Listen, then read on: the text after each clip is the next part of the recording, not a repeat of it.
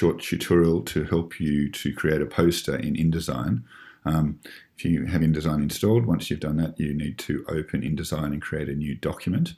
And in here, we can change the page size. You can go to Custom, and you can type in a name for it. I've actually pre-created one, but I've called it A1 and typed in the width of 594 millimeters by the height of 841 millimeters to set up an A1 formatted page, and go OK. So now that's selected is my page size. I can say OK.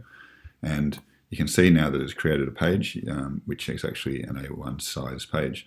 I like to view it in preview mode. So if I go to, over here, we can select preview mode, and it appears like that. So you can just see just the page and nothing else around it. I'm going to run you through quickly doing fonts, putting in a couple of images in here, and showing you how to order those and to lock them in place so that it's not painful as you create your poster.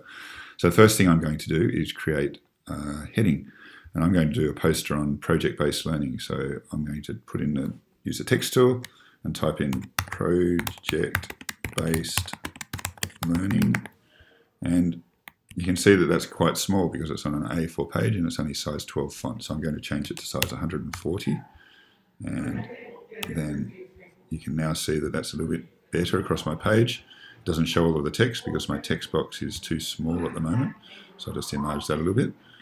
And I'm also going to select that and change the font. I don't really like that standard font, but I do like Avenir Bold. It's a font that I like. So I'll click on that.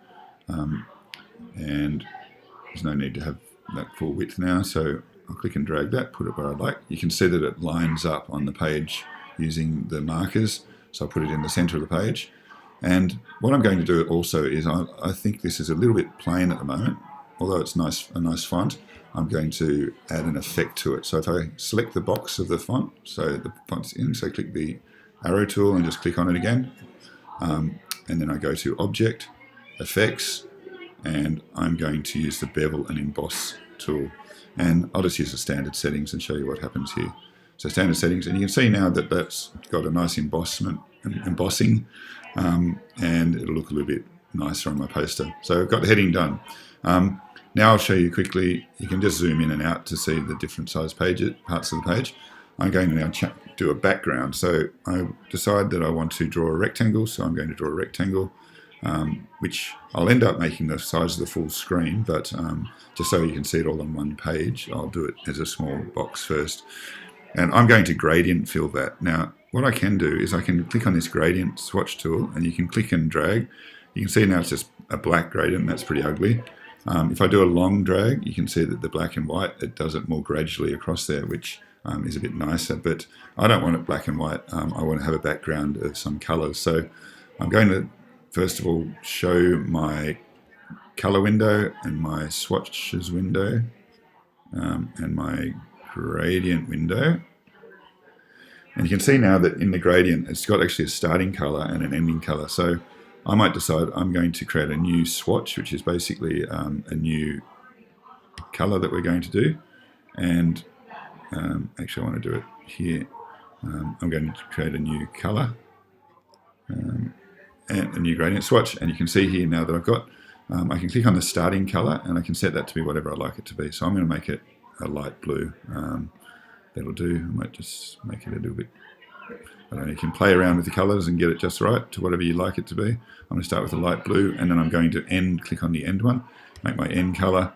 I want to make that not a swatch but a CMYK, which means I can manually select it. Take the black right down. I might go to greeny sort of colour. Although this isn't going to look too professional, it will it'll give you an idea, and then you can pick colours you like. So I'm going to go from a bluey to a greeny colour and say OK. And you can see, yeah, it's too dark, so I don't really want that. So I'm going to click back on this, go back there, I'll lighten that colour. Maybe I'll go to I'll do something a bit more dramatic so you can see the colour change. Anyway, just say that that's the colour I like, which I don't really.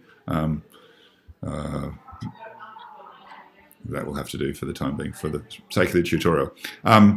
So I've got that page now, and I've got my gradient going from one side to the other, and if you like a gradient fill, that's easy to do. Now I can actually rotate this because I want the gradient so it's the blue up the top and the yellow down the bottom of my page. So I just click on that box again with the arrow tool if it's not already selected, and I can just say rotate 90 degrees clockwise. You can see I've done that, and I'm going to now drag it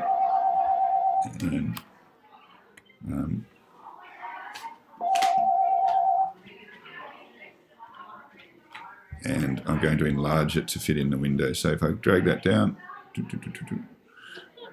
drag it down to the window size, and you can see now that that's taking up the whole window.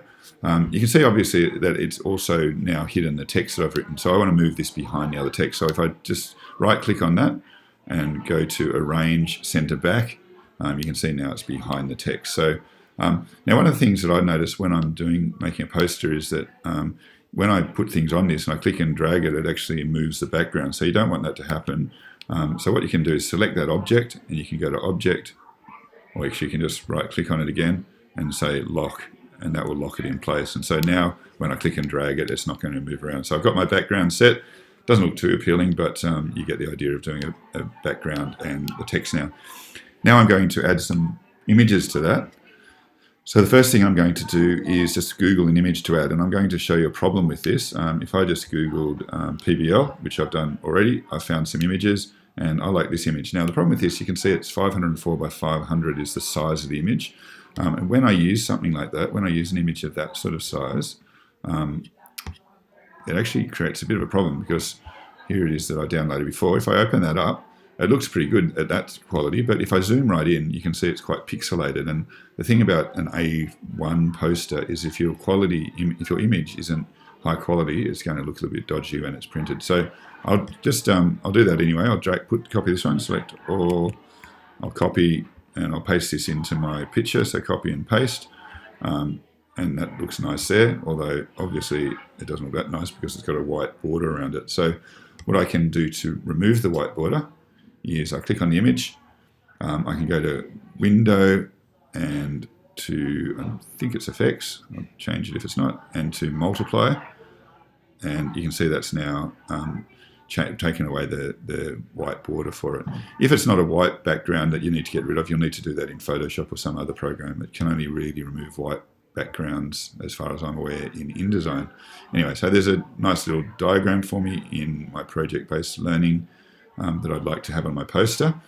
Now I'm going to, if you want a high quality image though, the best way to get a high quality image is to go onto Adobe Stock, and the school has a subscription to this, so just email, in a moment I'll show you what you need to do to actually get a copy of this.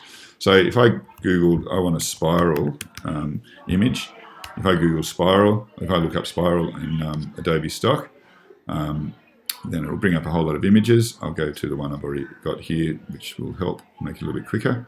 And I quite like that one, but I'll have a look at that. And when you click on one that you quite like, there's usually some similar to it underneath. And I'll say, oh, actually, I like that one better. So I'm going to click on this one.